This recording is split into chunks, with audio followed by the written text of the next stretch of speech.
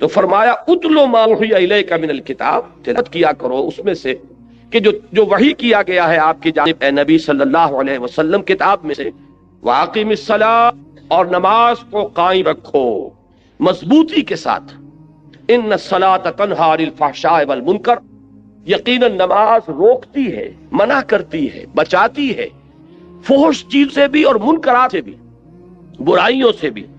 وَلَا ذِكْرُ اللَّهِ اکبر، اور جان لو کہ اللہ کا ذکر، یقیناً اللہ کا ذکر سب سے بڑی شے ہے۔ واللہ یعلم ما تصنعون، اور جو کچھ تم کر رہے ہو اللہ اسے جانتا ہے۔ اب یہاں اصل میں بات سمجھنے کی کیا ہے کہ دیکھیے اس راہ میں صبر و ثبات اور استقلال کے لیے اولین چیز جو ضروری ہے وہ تعلق مع اللہ ہے۔ اللہ کے ساتھ جتنا گہرا تعلق ہوگا اتنا ہی آپ اللہ کے لیے فاقہ جھیل سکیں گے، اتنا ہی آپ اللہ کے دین کے لیے قربانیاں دے سکیں گے۔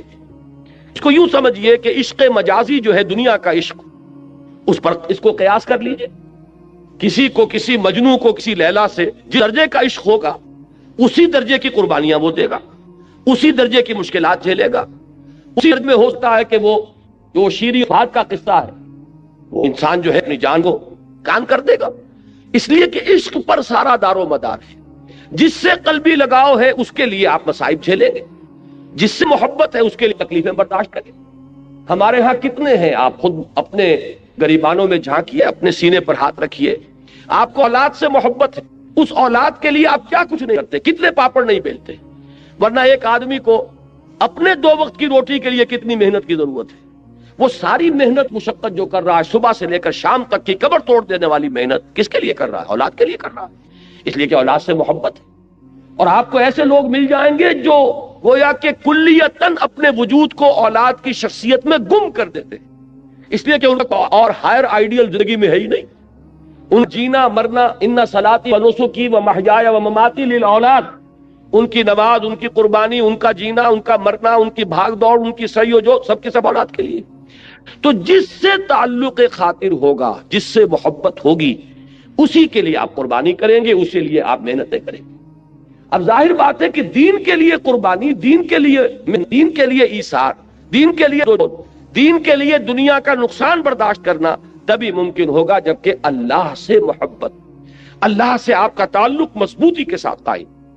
یہ اللہ کے ساتھ تعلق کو مضبوطی سے قائم رکھنے کے لیے 2 چیزیں بتائی گئی، بلکہ پہلے ایک چیز سمجھ لیجئے، وہ ہے ذکر، اللہ کی یاد۔ یہ ذکر جو ہے یہ ہے کہ جو آپ کا تعلق اللہ سے بڑھاتا ہے، اس سے اس کے ساتھ تعلق جو ہے وہ استوار ہوتا ہے، تازہ رہتا ہے۔ اگر کہیں اس کے اوپر گرد و غبار آ جائے دنیا کی مصروفیات اور مشغولیتوں کی وجہ سے، دنیا کے صدموں کی وجہ سے، دنیا کی مصیبتوں کی وجہ سے، تو جب اللہ کو آپ یاد کرتے ہیں تو وہ ایسے ہے جیسے کہ پھر آپ نے وہ گرد و غبار جھٹک دیا اور آپ کے دل کے اندر پھر اللہ کی محبت جو ہے وہ اثر نو جاگزیں ہو گئی، وہ پھر اس کے اندر سے چمک اٹھی۔ یہ ذکر ہے اصل میں کہ جو بندہ مومن کا سب سے بڑا ہتھیار ہے، اس کو سب سے زیادہ قوت عطا کرنے والی چیز اللہ کا ذکر ہے۔ لیکن ذکر کے بارے میں اب چند چیزیں میں عرض کروں گا، اس سے پہلے یہ مضامین کبھی نہیں آئے ہیں ان محفلوں میں، ذرا توجہ سے اس کو سنیے۔ ہمارے ہاں ذکر کے بارے میں بڑے مغالطے ہیں، اس لیے کہ سب سے پہلا مغالطہ تو یہ ہے کہ ذکر اور ذریعہ ذکر ان دونوں چیزوں کو گڈمڈ کر دیا گیا ہے۔ ذکر اور ہے، ذریعہ ذکر اور ہے۔ ذکر کیا ہے؟ استحضار اللہ فی القلب۔ ذکر اصل میں ہے اللہ کو دل میں موجود رکھنا، اللہ کو دل میں یہاں اس کی یاد یا اس کی محبت یا اس کے ساتھ لگاؤ اور تعلق کو قائم رکھنا، استحضار اللہ فی القلب۔ اب جس چیز کو ہم ذکر کہتے ہیں وہ ذریعہ ذکر ہے۔ میں بیٹھ کر اگر کہہ رہا ہوں سبحان اللہ سبحان اللہ سبحان اللہ سبحان اللہ، یہ ذریعہ ذکر ہے، ذکر نہیں ہے۔ اب اگر یہ آپ سبحان اللہ کی تسبیح تو کر رہے ہیں لیکن دماغ آپ کا چکر لگا رہا ہے اپنے کاروبار میں، آپ نے کوئی پرابلم تھا، دکان سے اٹھ کر آئے ہیں اور ذہن آپ کا اسی پرابلم کو حل کرنے میں لگا ہوا ہے، تو چاہے تسبیح آپ نے پوری کر لی، تو ذکر کا یہ ذریعہ تو آپ نے اختیار کیا، ذکر آپ کو حاصل نہیں ہوا۔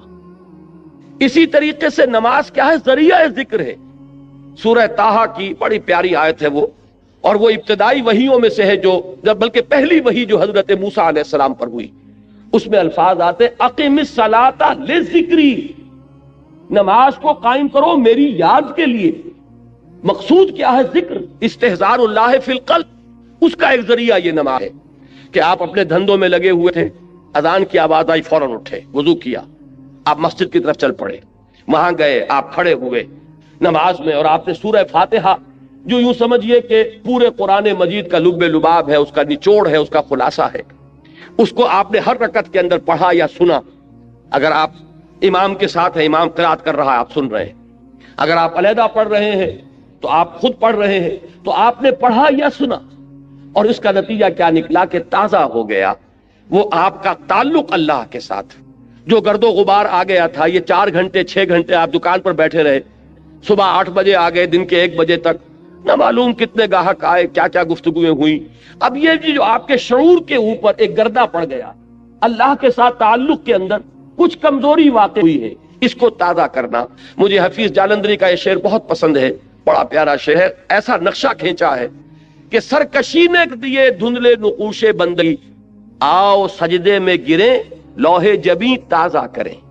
یہ لوح جبیں پر ہمارا لکھا ہوا نا کہ ہم بندے ہیں اللہ کے، ہم آقا نہیں ہیں، ہم اپنے وجود کے مختار اور مالک نہیں ہے کہ جو چاہے کریں، ہم تو ہمارا آقا وہ ہے، ہم اس کے بندے ہیں۔ لیکن ہوتا کیا ہے، میں تو یہاں عرض کر رہا ہوں کہ خارجی اثرات جو ہیں کہ آپ کاروبار میں لگے رہے، کسی اور دھندے میں لگے رہے، ڈاکٹر ہے مریضوں کو دیکھ رہا ہے، کوئی بچہ چلا رہا ہے، کوئی عورت جو ہے وہ اپنے بچے کو چپ کرا رہا ہے، یہ کلینک کے اندر ایک طوفان مچا ہوا ہے۔ یہ 5 گھنٹے جو اس کیفیت میں گزرے ہیں، اور اس سے ذرا اس تعلق میں اللہ کے اندر کمی آئی، اب آؤ کہ اس کو تازہ کر لیں۔ یہاں حفیظ نے بلکہ دوسری بات کی طرف توجہ دلائی ہے، خود ہمارے اندر سے جو ابال اٹھتا رہتا ہے نفسانیت کا اور اپنے تکبر کا، اور شیطان جو پھونکے مارتا رہتا ہے ہمارے دل میں، اس سے بھی وہ بندگی کا نقش ہے وہ مدھم پڑ جاتا ہے۔ تو خارجی اثرات ہوں یا داخلی اثرات ہوں، ان سے اگر وہ عہد بندگی جو ہے جو ہماری پیشانی پر نقش تھا وہ کچھ مدھم پڑ گیا، تو آؤ کہ سجدے میں گرے، تاکہ ہماری جبین جب زمین پر ٹکے اللہ کے سامنے تو ہمارا وہ گرد و غبار اوپر سے ہٹ جائے اور اللہ کی بندگی کا وہ نقش تازہ ہو جائے۔ تو سرکشی نے کر دیے دھندلے نقوش بندگی، آؤ سجدے میں گرے لوح جبیں تازہ کریں۔ تو نماز بھی ذکر کا ذریعہ ہے، آپ نے بات سمجھ لی۔ اب اگر ایک شخص نماز ادا کر رہا ہے، فرض کیجئے کہ اس نے 17 رکعتیں جو ہے وہ عشاء کی پڑھ لی، پوری 17 گن کر، 4 پہلی سنتیں بھی، پھر 4 فرض بھی باجماعت ادا کیے، پھر 2 سنتیں، نفل، وتر، پھر نفل، سب کر لیے، لیکن دماغ کبھی کسی وادی میں، فی کل وادی یہی مون، کہیں کسی خیال میں، کہیں کسی چکر میں، وہ آپ کو اگر حضور قلب حاصل نہیں ہوا تو ذکر حاصل نہیں ہوا، اس کے یہ معنی نہیں کہ نماز بیکار گئی۔ یہ ہے بالکل منکرین سنت اور منکرین حدیث اس انتہا تک بات کو لے جاتے ہیں، آپ کی نماز ضائع نہیں جائے گی، اس لیے کہ آپ نے جو یہ مشقت جھیلی ہے، عشاء کی نماز ہے، اس وقت تو آپ کا جسم تھکا ہوا تھا، جسم جو اندر سے تقاضا کر رہا تھا کہ جاؤ لیٹ جاؤ آرام کرو، یا ممکن ہے کہ یہ تقاضا ہو رہا ہو کہ آج فلاں ڈرامہ آ رہا ہے ٹیلی ویژن پہ، چلو بیٹھو اس کو دیکھو۔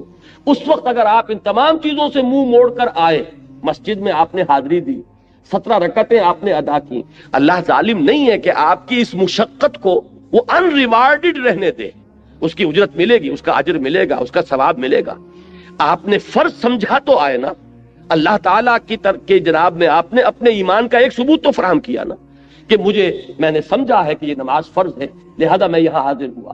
اس لیے یہ نہ سمجھیے کہ یہ نماز ضائع جائے گی، ضائع نہیں جائے گی، فرض ادا ہو گیا، اس کا اجر و ثواب آپ کو ملے گا، لیکن یہ کہ جو اصل مقصد ہے وہ حاصل نہیں ہوگا، وہ ذکر جو اس کا اصل مقصد تھا وہ حاصل نہیں ہوگا اگر حضور قلب نہیں ہے، اگر آپ نے یہ محسوس نہیں کیا، جیسے کہ حضور نے فرمایا صلی اللہ علیہ وسلم کہ جب نماز میں سجدہ کے لیے جب پیشانی زمین پر ٹکاؤ تو یوں محسوس کرو کہ گویا کہ تم نے اپنے رب کے قدموں پہ سر رکھ دیا ہے۔ اب یہ کیفیت اگر کسی کو حاصل ہو رہی ہو، جب وہ کھڑا ہو اللہ کے حضور میں تو ایسے کھڑا ہو کہ جیسے واقعتاً اللہ مجھے دیکھ رہا ہے، کم سے کم اس درجے کا استحضار حاصل ہو جائے کہ میں اللہ کے حضور میں اس وقت حاضر ہوں۔ جیسے حضور نے فرمایا اذا قمت للصلاۃ فصل صلاۃ المودع، جب نماز پڑھنے کھڑے ہو تو یہ سمجھ کر پڑھو کہ شاید یہ زندگی کی آخری نماز ہو، پھر شاید نماز کی نوبت نہ آئے، کیا پتا کس کے پاس گارنٹی ہے کہ عشاء کی نماز پڑھ کر آپ نکلیں یا فجر کی نماز پڑھ کر آپ مسجد سے نکلیں اور کوئی تیز رفتار گاڑی آپ کو رونتی ہوئی کچلتی ہوئی چلی جائے اور واپس جو ہے وہ آپ کی لاش پہنچے گھر، آپ زندہ سالم نہ پہنچ سکے. تو ہر نماز سے پہلے اگر انسان یہ محسوس کرے، جیسے کہ حضور نے فرمایا، کس قدر یہ پریکٹیکل ایک سائیکولوجیکل نفسیاتی جو ہے تعلیم ہے کہ جب بھی نماز پڑھنے کھڑے ہو تو یہ سمجھ کر پڑھو کہ شاید یہ زندگی کی آخری نماز ہے اور عین ممکن ہے کہ اس کے بعد نماز کا وقت نہ آئے. تو یہ کیفیات آپ سوچئے کہ اگر حاصل ہو نماز میں تو پھر وہ نماز کیا ہوگی؟ وہ نماز وہ ہوگی جسے حضور نے فرمایا کہ الصلاۃ معراج المومنین، یہ نماز اہل ایمان کے حق میں معراج کے درجے میں ہے. اس میں ہم کلام ہوتے ہیں آپ اللہ سے، جیسے کہ حضور ہم کلام ہوئے معراج اللہ تعالیٰ کے ساتھ. تو یہ نماز کا ذریعہ ہے.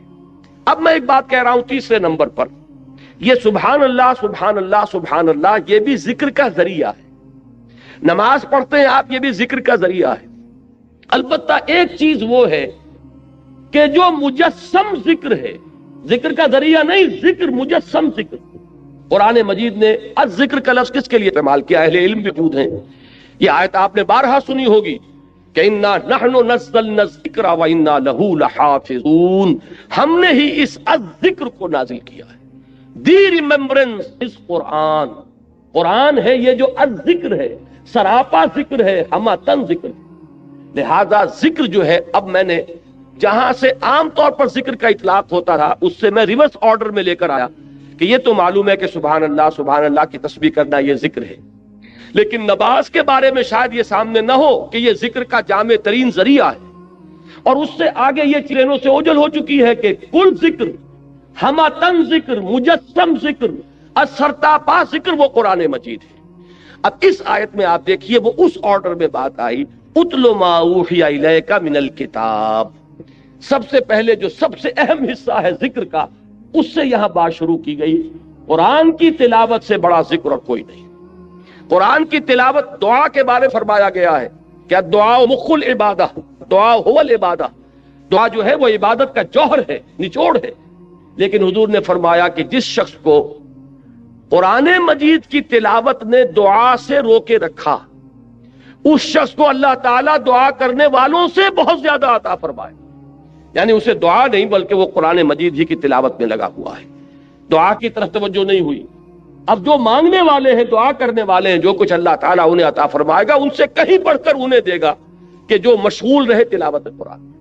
تو سب سے بڑا ذکر قرآن ہے، جو مجسم ذکر ہے، جس کے لیے بطور علم یہ لفظ آیا ہے الذکر. یہ گویا کہ پراپر ناؤن ہے اس کے لیے، الذکر.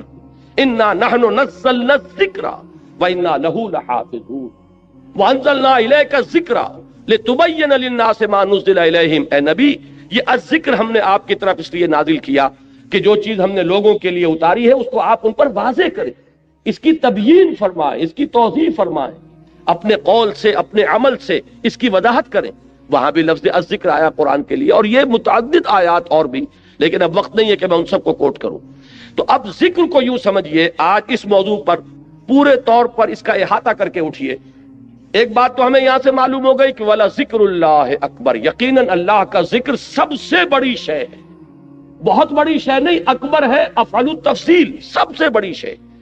اس راہ میں صبر کے لیے، اس راہ میں استقامت کے لیے، اس راہ میں پامردی کے لیے، اللہ کے دین کے لیے ایثار اور قربانی کرے انسان، اور دل پشمردہ نہ ہو بلکہ اور خوشی ہو، اور اس کے اندر جو ہے اس کے دل کی کلی کھلتی چلی جائے کہ اللہ کی راہ میں یہ تکلیف بھی آئی، زہے نصیب کہ اللہ نے ہمیں اس قابل سمجھا کہ ہمیں اپنی راہ کی اس تکلیف کے لیے منتخب کر لیا.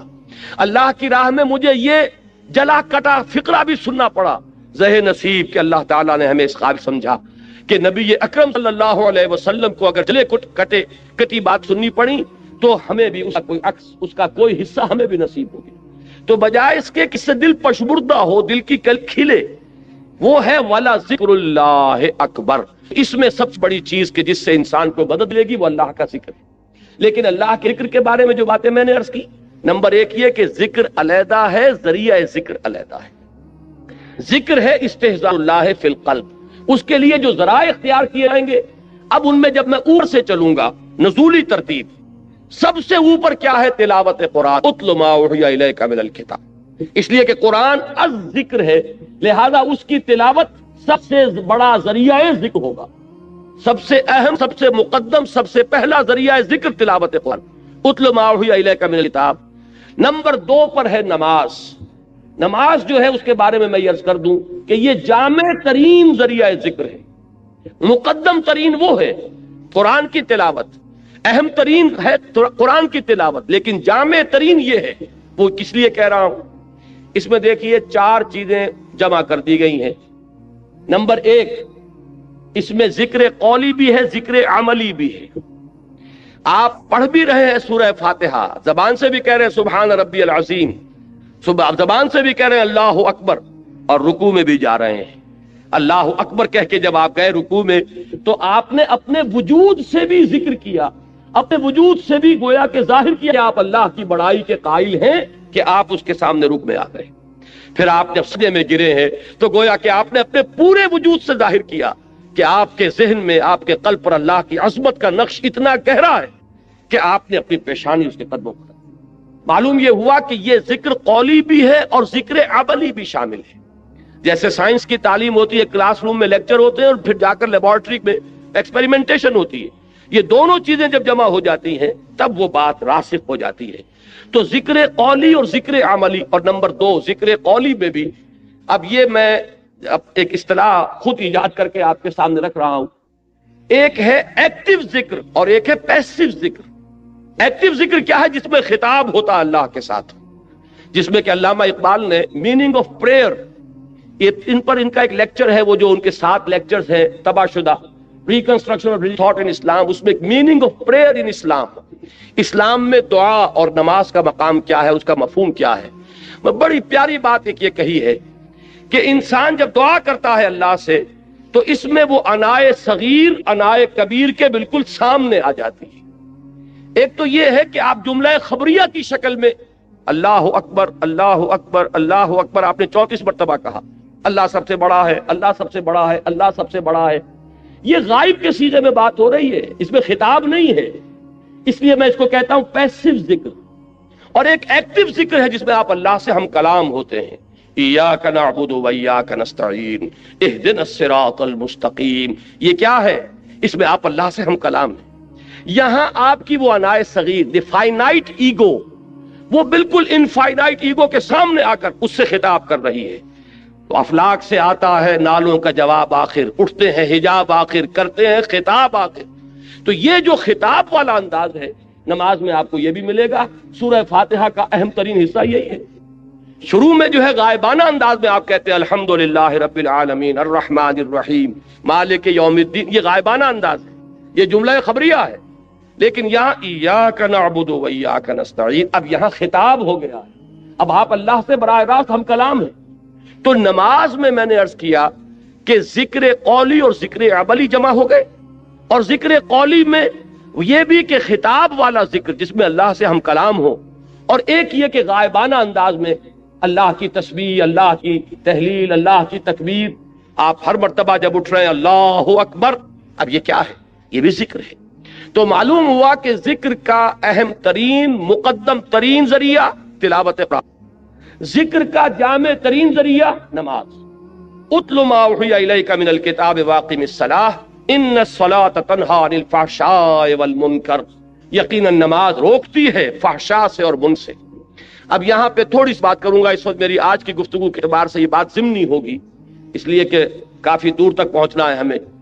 ये आमतौर पर लोगों के दिल में रहता है कि साहब ये नमाज हम पढ़ते हैं, लेकिन नमाज के साथ लोग 420 भी करते हैं, नमाज भी पढ़ते हैं, झूठ भी बोलते हैं, नमाज भी पढ़ते हैं, ब्लैक मार्केटिंग भी करते हैं, नमाज भी पढ़ते हैं, ये भी करते हैं। ये है हमारे माशरे का और नौजवान नस्ल में जो इबा और जो बगावत पैदा हुई है दीन से। मैं बरबला ये कहता हूं कि ये उन मजहबी लोगों का रद्द अमल भी है जिन्हें वो अपनी आंखों से देखते हैं कि हमारे अब्बा जान नमाज में तो बड़े पक्के हैं, लेकिन उतने ही पक्के जो हैं वो दुकान पर झूठ बोलने में भी हैं। जाहिर बात है कि बेटे से तो छुपी हुई बात नहीं, आप किसी से छुपा लेंगे, आपकी बीवी से तो आपकी कमजोरियां जो है वो छुपी हुई नहीं है, आपके घर वालों से, आपकी औलाद से तो छुपी हुई नहीं है कि नमाज में भी पड़े पक्के हैं, झूठ बोलने में भी पक्के। जाहिर बात है कि उसका तो उसकी तबीयत, नौजवान जो है उसका मामला ये होता है कि वो इन चीजों पर गौर करता है। चाहे अगर सादतमंद है, आपके सामने बोलता नहीं, लेकिन आप देख तो रहा है, उसका एक असर कबूल करता है और वो समझता है कि नमाज बेकार, फायदा क्या इसका। अगर नमाज के साथ ये भी है, अगर नमाज के साथ संग दिली भी है, एक गरीब आदमी को देखकर آپ کا دل نہیں پسیجا۔ نوجوان جو ہے اس کا بھی تاثر قبول کرتا ہے کہ ہمارے ابا جان کے پاس کتنی کچھ دولت ہے، اور اس نے اپنے ایک دکان کے ملازم کے ساتھ کیا سلوک کیا اس وقت۔ اس کی بیوی بیمار تھی، اسے کچھ قرض کی ضرورت تھی، اور ابا جان نے کس طریقے سے ڈانٹ دیا، دھتکار دیا۔ یہ نوجوان جو ذہن ہے یہ ان چیزوں کو دیکھتا ہے اور ان سے امپریشن لیتا ہے، اس سے تاثر لیتا ہے۔ تو یہ مسئلہ ہمارے ہاں کے زندہ مسئلوں میں سے کہ کیا وجہ ہے کہ ہماری نمازیں جو ہے بے اثر کیوں ہو گئی۔ قرآن دعوے سے کہہ رہا ہے کہ نماز تو فحش اور بے حیائی کے منہ سے روکتی ہے، جبکہ ایسے لوگ ہمیں نظر آتے ہیں معاشرے کے اندر کہ نماز میں ہو سکتا ہے۔ میں نے مثالیں دی ہیں بعض اوقات، جب میں اپنی MBBS سے فارغ ہو کر تازہ گیا تھا منٹگومری، جو اب سوال کہلاتا ہے، میں وہاں دو اشخاص کو دیکھا۔ ایک وہاں حاجی بلیکیا کے نام سے مشہور تھا، اس کی یہ داڑھی تھی لمبی، اور نہ صرف یہ کہ نماز میں 100%، بلکہ وہ خاصا آسودہ حال، کھاتا پیتا آدمی تھا۔ اس کے پاس ڈپو تھے اور ڈپو ہی میں بلیک ہوتی تھی، تو وہ اذان بھی خود جا کر دیتا تھا، 5 وقت کی اذان وہ شخص دیتا تھا۔ یعنی جہاں تک عبادت کا تعلق ہے، یہ ایک صاحب ساہیوال کے بیٹھے ہوئے سر ہلا رہے ہیں، تو وہ ان کے ذہن میں وہ صاحب آ گئے ہوں گے، لیکن بہرحال میں کسی متن شخص کو نہیں، میں تو ایک مثال کے طور پر آپ سے کہہ رہا ہوں کہ یہ ہمارے معاشرے کے اندر وہ حاجی بلیکیا جو ہے وہ نوجوان نسل پر اپنے اس دین کا کیا اثر قائم کر رہا ہے۔ اور اس کے ساتھ ہی بالکل پیرلل ایک حاجی رشوت تھے، وہاں وہ انکم ٹیکس کے اندر وہ انسپیکٹر تھے، ان کی بھی داڑھی بہت طویل اور نمازی بہت کے، لیکن وہ خوب رشوت لیتے خود بھی اور رشوتیں دلواتے تھے مسجدوں کو بھی۔ جا کے جب وہ کسی پارٹی کا گلا دباتے تھے تو اپنے لیے بھی کچھ لیتے تھے اور اللہ کو نہیں بھولتے تھے، اللہ کے گھر کے لیے بھی چندے لے لیتے تھے۔ یہ ہے ہمارے ہاں کی وہ دینداری کہ جس کی وجہ سے واقعہ یہ ہے کہ نوجوان نسل میں اگر دین سے دوری ہوئی ہے تو اس کے کچھ اسباب ہیں۔ اے باد صبا ہی ہمہ آوردہ تست، یہ ہمارے اپنے کرتوت ہے کہ جس کی وجہ سے نوجوان نسل میں بغاوت پیدا ہوئی۔ وہ کیوں ہے؟ وہ اسی وجہ سے ہے کہ یہ نماز رہ گئی رسم اذاں، روح بلالی نہ رہی۔ پوری زندگی کے ساتھ اس کی کوئی کوآرڈینیشن نہیں ہے، اس کی کوئی مطابقت نہیں۔ زندگی میں جو کچھ امنگیں ہیں، ارادے ہیں، جو ویلیوز ہیں، ویلیوز ان لائف، اس کا اس نماز کے ساتھ کوئی تعلق نہیں رہا۔ یہ ایک اپینڈکس ہے، یہ ایک ضمیمے کی حیثیت سے انسان کی زندگی کے اندر علیحدہ جڑی ہوئی شے ہے، اس کا اس کے اصل سیرت سے، اصل کردار سے کوئی تعلق نہیں۔ یہ وجہ ہے کہ یہ نماز وہ نماز نہیں ہے۔ ہمارا یہ حج 30 لاکھ افراد حج کر رہے ہوں، لیکن یہ کہ کوئی دنیا میں اس کا اثر، ہمارے ہاں سے اگر 1 لاکھ افراد حج کر کے آئیں تو کوئی 1% دیانتداری معاشرے میں ہر سال اگر بڑھے اس 30 یا 1 لاکھ افراد کے حج کرنے سے، تو آج 25 سال 40 سال 40واں شروع ہو چکا ہے، 40% تو ہمارے ہاں دیانتداری بڑھتی اور بددیانتی گھٹتی، لیکن نہیں، معلوم ہوتا ہے کہ وہ جو کچھ ہے وہ سب ہے۔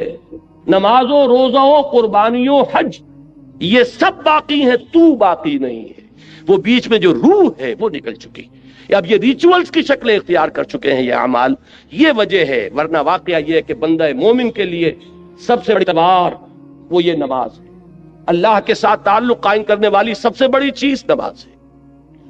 اچھا، ذکر کی بات کر رہا تھا، مقدم ترین اہم ترین ذکر تلاوت قرآن، نمبر 2 نماز، نمبر 3 وہ جو حضور صلی اللہ علیہ وسلم سے جو مسنون دعائیں ہیں، دیکھیے یہ ہے نمبر 3 پر، اذکار مسنونہ اور ادعیہ مسنونہ۔ ان میں یہ ہے کہ کوئی ایڈیشنل ٹائم آپ کو نہیں لگتا۔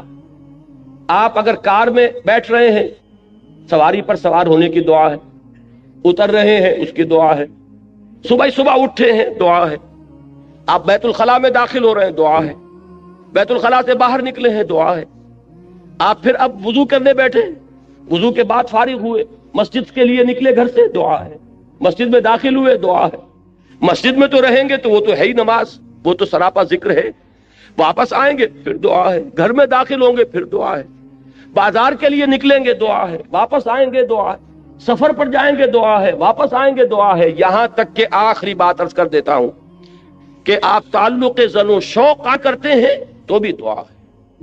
کوئی عمل زندگی کا ایسا نہیں ہے جس کے لیے مسنون دعا نہ، آئینہ دیکھتے ہیں تو دعا ہے، کپڑے بدلتے ہیں تو دعا ہے۔ یہ دعا جب انسان یاد کر کے مانگتا ہے تو اس سے ایک تیر میں 2 شکار ہوتے ہیں۔ کیا کہ ایک طرف تو دعا میں آپ کس سے خطاب کر رہے ہیں؟ اللہ سے، اور دوسرے یہ کہ الفاظ کون سے استعمال کیے جو منقول ہیں رسول اللہ سے صلی اللہ علیہ وسلم۔ تو گویا کہ دو نسبتیں قائم ہو گئیں. نماز آپ نے اگر کھانا کھایا، الحمدللہ الذی اطعمنا وسقانا وجعلنا مسلمین، کس کا شکر؟ اللہ کا. اور کس کے الفاظ ہیں یہ جو آپ اس وقت ادا کر رہے ہیں؟ محمد الرسول اللہ کے. تو گویا کہ لا الہ الا اللہ اور محمد الرسول اللہ دونوں نسبتیں جو ہماری ہیں وہ تازہ ہو گئیں اس دعائے مسنونہ سے. تو نمبر 3 میں اس کو رکھیے. پنجاب میں وہ بڑا پیارا جملہ ہے اس کے لیے کہ دنیا کا کوئی بھی کام آپ کر رہے ہیں تو ہتھ کارول دل یارول، دل اللہ کے ساتھ لگا رہے اور ہاتھ کاموں میں مشغول رہے. اقبال نے حضرت فاطمہ زہرا رضی اللہ تعالی عنہا کے لیے جو اشعار کہے ہیں اس میں بڑے پیارے الفاظ آئے ہیں کہ آسیہ گرداں لب قرآن سرا، کہ حضرت فاطمہ رضی اللہ تعالی عنہا جب چکی پیستی تھی تو قرآن مجید پڑھتی جاتی تھی. اس لیے کہ چکی پیسنے میں تو صرف ہاتھ ہی لگتا ہے نا. میں نے خود دیکھا ہے، اپنی ایک بزرگ میری رشتے میں وہ دادی بنتی تھی، میں نے یہ نقشہ دیکھا ہے ان کا اپنے بچپن میں کہ وہ بیٹھی ہیں اور چکی پیس رہی ہیں اور ساتھ ہی یہ ہے کہ وہ قرآن شریف پڑھ رہی ہیں. معلوم یہ ہوا کہ ظاہر بات ہے کہ یہ مشقت جسمانی ہو رہی ہے نا. اس وقت آپ کا ذہن فارغ ہے، اس وقت آپ کی زبان فارغ ہے. اگر اس وقت آپ تلاوت قرآن کر رہے ہوں تو گویا کہ آپ کا کوئی ایڈیشنل ٹائم نہیں لگا، وہ ہاتھ جو ہے چکی پیسنے میں مصروف ہے، لیکن آپ نے یہ ذکر الہی کی نعمت جو ہے اضافی طور پر حاصل کی. تو تیسرے نمبر پر، نمبر 1 قرآن، تلاوت قرآن، نمبر 2 اقامت صلاۃ، نمبر 3 اذکار مسنونہ اور ادعیہ معصورہ. وہ جو ذکر حضور نے بتایا، اب نماز کے بعد ہے یہ 33 بار سبحان اللہ، 33 بار الحمدللہ، 34 بار اللہ اکبر، یہ حضور کا بتایا ہوا. تو ظاہر بات ہے حضور کے بتائے ہوئے اذکار ان کی بہت بڑی قدر و قیمت ہے، بڑی اہمیت ہے. اور وہ دعائیں کہ جو حضور سے منقول ہیں یہ ہے. اور چوتھے نمبر پر ہمارے جو یہ سلاسل ہیں، یہ چشتی سلسلہ ہے، یہ قادریہ سلسلہ ہے، انہوں نے اپنے اپنے زمانے میں لوگوں کی ذہنیتوں کو سامنے رکھ کر یہ جو اذکار جو انہوں نے مدون کیے کہ یہ سلسلہ ذکر ہے چشتیہ کا، یہ ذکر خفی ہے، یہ ذکر جلی ہے، یہ چوتھے نمبر پر لائیے. اس لیے کہ وہ لوگ بہت ماہر تھے نفسیات کے، اور انہوں نے اپنے زمانے میں اگر مفید سمجھ کر وہ طریقے مدون کیے ہیں تو ٹھیک ہے، مجھے ان سے اختلاف نہیں ہے. لیکن خدا کے لیے انہیں چوتھے نمبر پر رکھیے. اگر اس کو نمبر 1 پر لے آئے اور اصل ذکر آپ نے اسی کو سمجھا اور تینوں منزلیں جو ہے کود کے کراس کر گئے تو یہ اصل میں ریورس ہو جائے گا، سارا ریشو پروپورشن کا معاملہ غلط ہو جائے گا. نمبر 1 پر قرآن، نمبر 2 پر نماز، نمبر 3 پر اذکار مسنونہ اور ادعیہ معصورہ، اور نمبر 4 پر اذکار وہ کہ جو مختلف سلسلوں میں جو تصوف کے یا ذکر کے جو طریقے ہیں ان میں جو بھی تجویز کیے جائیں. اگر یہ ترتیب رہے گی تو انشاءاللہ تعالی اس کی تمام برکات جو ہیں صحیح طور پر ظاہر ہوں. بہرحال یہاں اس پوری آیت کا جو نتیجہ نکلا وہ کیا ہے؟ جو شخص اللہ کے دین کے لیے جد و جہد میں، محنت میں، کشمکش میں مبتلا ہو، اس کو جان لینا چاہیے کہ اس میں صبر و ثبات کے لیے اصل چیز کیا ہے؟ اللہ کے ساتھ تعلق. اللہ کے تعلق کے لیے کیا چیز ہے؟ اللہ کا ذکر. اللہ کے ذکر کے لیے یہ 4 چیزیں ہیں: تلاوت قرآن، اقامت صلاۃ، ادعیہ معصورہ، اذکار مسنونہ، اور جو اس کے علاوہ ذکر آپ کسی سلسلے میں منسلک ہیں تو جو آپ کے مرشد نے، آپ کے جو بھی جن سے آپ نے سلسلہ تعلق قائم کیا، جو ذکر وہ بتائیں. اب آئیے اگلی آیت، وَلَا تُجَادِلُوا أَهْلَ الْكِتَابِ إِلَّا بِالَّتِي أَحْسَنُ إِلَّا الَّذِينَ ظَلَمُوا مِنْهُمْ، اور مت جھگڑو اہل کتاب سے مگر بہت ہی عمدہ طریقے سے، اس طریقے سے جو سب سے عمدہ ہو. اس لیے کہ یہاں بھی احسن ہے، جیسے وہاں اکبر ہے، وَلَا ذِكْرُ اللَّهِ اکبر، افعل التفصیل. یہاں بھی احسن جو آیا ہے یہ سپرلیٹو ڈگری، سب سے اعلیٰ طریقے پر ان سے جھگڑو. ابھی میں بتاؤں گا کہ مجادلے کا مطلب کیا ہے. إِلَّا الَّذِينَ ظَلَمُوا مِنْهُمْ، سوائے ان کے جو ان میں سے ظالم ہوں، جو ظلم کریں، تعدی کریں، دسترازی کریں. اب یہاں بات سمجھ لیجئے، تعویل خاص جو ہے اس کے اعتبار سے یہ حکم ہو رہا ہے مسلمانوں کو اہل کتاب کے ضمن میں، اس لیے کہ حضور صلی اللہ علیہ وسلم اور صحابہ کرام جب اس دین کی کشمکش میں مبتلا تھے، دعوت دے رہے تھے اور ادھر سے رد عمل ہو رہا تھا، مصیبتیں تھیں، مشکلات تھیں، تو عرب میں 2 طبقے تھے. ایک وہ امیین مشرکین جو کسی نبی کے نام لیوا نہیں، کوئی ان کے پاس کتاب نہیں، کوئی شریعت نہیں، اگرچہ حضرت ابراہیم کا نام وہ لیتے تھے لیکن وہ بھی جد امجد کی حیثیت سے کہ ہم ان کی نسل سے ہیں، وہ بھی رسول کے ہونے کی حیثیت سے نہیں، بلکہ ایک نسلی تعلق جو ان کا تھا حضرت ابراہیم کی اولاد سے۔ دوسرا طبقہ تھا یہ اہل کتاب، نصارہ اور یہود۔ یہ کون تھے؟ یہ گویا کہ سابقہ مسلمان امت تھی، اس لیے کہ یہ تو کتابوں کے ماننے والے، رسولوں کے ماننے والے، شریعت کے ماننے والے۔ تو یہ دو طبقے ہوئے کہ جو اس وقت تھے کہ جن سے نبی اکرم صلی اللہ علیہ وسلم اور صحابہ کرام کو سابقہ پیش آیا۔ اب ان میں سے جہاں تک مشرکین کا تعلق ہے، ظاہر بات ہے کہ وہ تو ضلالا بعیدہ والی بات ہے، بہت دور نکل گئے، مشرک ہیں، بتوں کو پوج رہے ہیں، ان کے ہاں تو کوئی بھی خیر موجود ہے ہی نہیں۔ لیکن جہاں تک ان اہل کتاب کا تعلق ہے، اگرچہ اخلاقی طور پر کیا آپ نے اس کی صفائی کی ان کی طرف سے، ایک اور کوئی حملہ ہو گیا، تو یہ بحث و نزاع جو ہے یہ جدال ہے۔ اب اس میں ظاہر بات ہے کہ جب آپ دین کے غلبے کی جد و جہد کر رہے ہیں تو آپ یہ نہیں کہہ سکتے کہ بھائی کسی سے کچھ نہ کہو، کسی سے مت الجھو، الجھنا تو پڑے گا، دین غالب کیسے ہوگا؟ اس لیے کہ جو بھی باطل کے پرستار ہیں وہ تو راستہ روکے کھڑے ہیں، وہ تو نہ یہ چاہتے ہیں کہ دین کا پیغام عام ہو، نہ یہ چاہتے ہیں کہ کوئی دین کی طرف پیش قدمی کرے، تو الجھنا تو پڑے گا، تصادم تو ہوگا، وہ تو ناگزیر ہے۔ یہ جو بعض بڑے نیک طبع لوگ ہوتے ہیں کہ صاحب بس آپ اپنا کام کیجئے، کسی سے الجھیے نہیں، میں ان کی نیکی کو تو داد دیتا ہوں، لیکن یہ میں سمجھتا ہوں کہ ان کے سامنے تصور ہی نہیں ہے، اس لیے کہ ان کے سامنے اگر وہ حرکی تصور ہو تو حرکی تصور میں تو الجھنا پڑے گا۔ جو آپ کا راستہ روک کر کھڑا ہو گیا اسے آپ ہٹائیں گے نہیں تو راستے پہ کیسے چلیں گے؟ تو ٹھیک ہے، آپ اگر سٹیٹس کو مینٹین کرنا چاہتے ہیں، جیسے بھی رہے معاشرہ ویسے رہے، تب تو آپ کسی سے نہ الجھیے۔ لیکن یہ کہ اگر آپ کو اس معاشرے کو کسی رخ پر لے کر جانا ہے، اگر آپ کو یہاں اللہ کے دین کو غالب کرنا ہے، تو جو بھی راستے میں آ رہا ہے اس سے آپ کو دست و گریبان ہونا پڑے گا۔ اس میں یہ ہے کہ وہ نیکی جو ہے، نیکی کا ایک تصور وہ ہے وہی کہ جو اس سٹیٹک کانسیپٹ آف ریلیجن کے ساتھ جو ہے اس کی مطابقت ہے۔ اپنی ذاتی زندگی میں نماز روزہ کر لو، اللہ اللہ خیر صلی اللہ، تب تو یہ کہ نہ کسی سے الجھنا، نہ کسی کے ساتھ بحث و نزاع، وہ اپنے دھندے میں لگا رہے، تم اپنے دھندے میں لگے رہو۔ لیکن اگر دین کی جد و جہد کرنی ہے تو آپ کو ان کی باتوں کا جواب دینا پڑے گا۔ وہ لوگ عوام کو ورغلائیں گے، آپ کو ان کے مغالطے رفع کرنے پڑیں گے، اور کسی وقت ایسا بھی ہو سکتا ہے کہ آپ کو ان پر بھی جوابی حملہ کرنا پڑے۔ قرآن مجید میں آپ کو نظر آ جائے گا بنی اسرائیل سے جو خطاب ہوا ہے سورہ بقرہ میں، 5ویں رکوع سے لے کے 15ویں رکوع تک، ان پر قرآن مجید نے ان کی جو غلطیاں تھیں، ان کی جو خامیاں تھیں، ان کی تاریخ کے جو اہم واقعات تھے کہ جن سے کہ انہوں نے اللہ اور اس کے رسول کے راستے سے جو انحراف کیا تھا، ان سب کا کھول کر پردہ چاک کیا گیا، اور ایک بڑی مفصل قرارداد فرد جرم جو ہے ان کے اوپر عائد کی گئی ہے۔ تو یہ سارا کام کرنا پڑتا ہے، لیکن یہ کہ اہل کتاب کے ساتھ ایک احتیاط کی ضرورت ہے کہ ایک تو مشرکین ہیں، ان کا معاملہ یہ ہے کہ وہ بہت دور نکل گئے ہیں اپنی ضلالت اور گمراہی میں، لیکن یہ بہرحال کسی نہ کسی درجے میں زبانی کلامی اللہ، رسول، آخرت، کتاب، شریعت، نبوت، وحی، فرشتے، ان سب کو مانتے ہیں، لہذا ان کے ساتھ بہت نرم رویہ اختیار۔ وَلَا تُجَادِلُوا أَهْلَ الْكِتَابِ إِلَّا بِالَّتِي هِيَ أَحْسَنُ، اور مت جھگڑو، مت مجادلہ کرو اہل کتاب سے مگر اس طور سے کہ جو بہت ہی اعلیٰ۔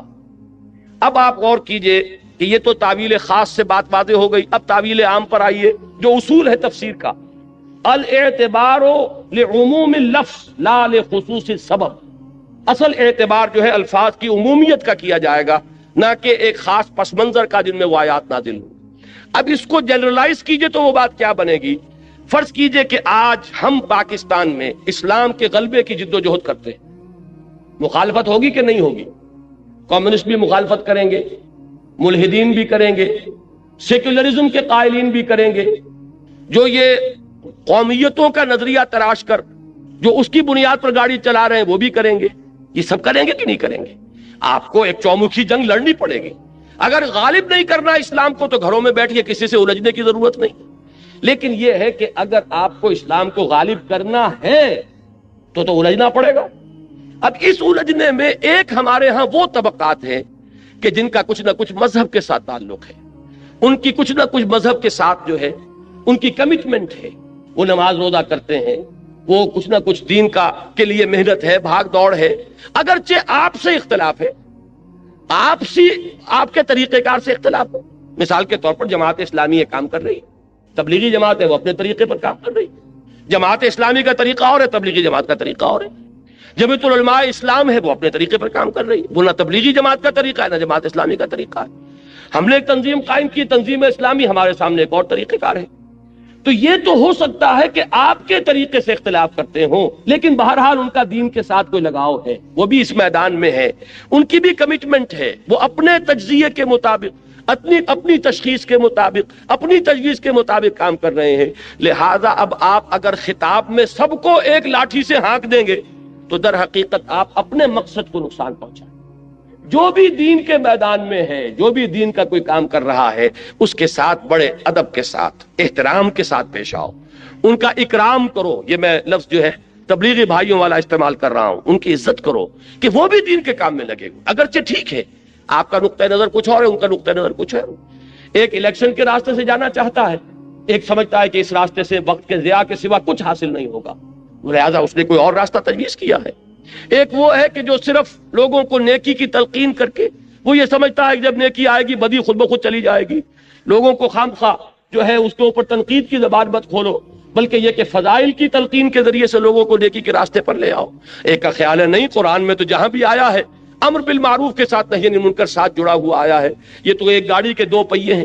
تو یہ اختلافات ایک جگہ ہیں، لیکن آپ یہ نہیں کہہ سکتے کہ وہ اسلام کا کام نہیں کر رہے، لہذا ان کے ساتھ معاملہ کرتے ہوئے بات یہ ہوگی وَلَا تُجَادِلُوا أَهْلَ الْكِتَابِ إِلَّا بِالَّتِي هِيَ أَحْسَنُ۔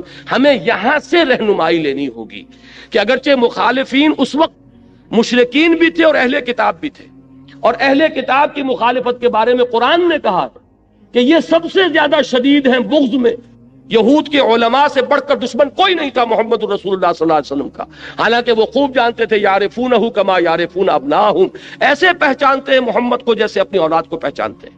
لیکن اس کے باوجود چونکہ ان کا ایک ماضی ہے، وہ رسولوں کے نام لیوا ہیں، ان کے ہاں کتاب ہے، تورات ہے، ان کے ہاں علماء ہیں، ان کے ہاں مذہبی عدالتیں ہیں، لہذا ان کو بالکل مشرکین کے ایٹ پار رکھ دینا درست نہیں ہوگا۔